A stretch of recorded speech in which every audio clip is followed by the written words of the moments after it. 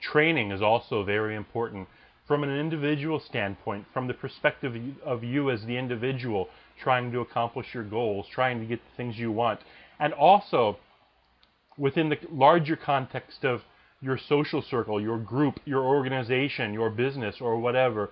Training is one of the fundamentally important elements in success.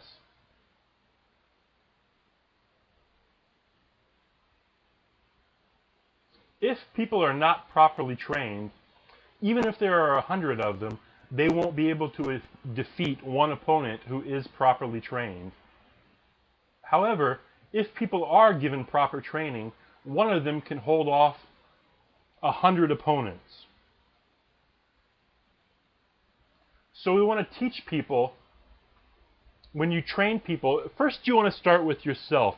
Always we start with ourselves. Always we look within ourselves to see if there's room for improvement in these situations. And then we want to begin to spread out in concentric ripples around us. If you're in a business and you're the CEO, that means first you start teaching your vice presidents, and you have your vice presidents teach your upper level management. You have your upper level management teach your middle management, and so on, all the way out, again, in concentric ripples. In your social group, you want to teach the people closest to you. In your family, you want to teach the people closest to you, and allow this teaching, this training, to spread out in concentric ripples from you. But first, you want to constantly be looking and evaluating yourself to make sure that you're doing the best that you can in each of these areas. You want to teach people the meaning of righteousness. You want to teach people about loyalty. You want to teach people about integrity. They need to understand what behavior will be rewarded and what kind of behavior will be punished.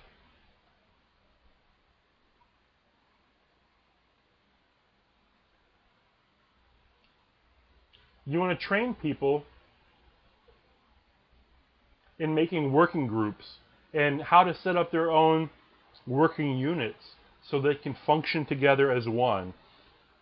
Another thing I wanted to mention about training is that actually Machiavelli said that when you empower people, that power becomes yours. If you're the leader of a country, for example, and the populace of that country is well armed, if you're the king of a country and you allow that population, that populace, to be well armed, if they have their own weapons, their strength becomes your strength.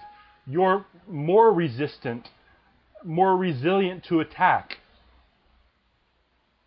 So you want to empower the people around you to the greatest extent possible, because that power becomes your power. And one person can teach 10 people, 10 people can teach 100, etc. We want to be able to spread training out in these sort of concentric ripples from you as the center.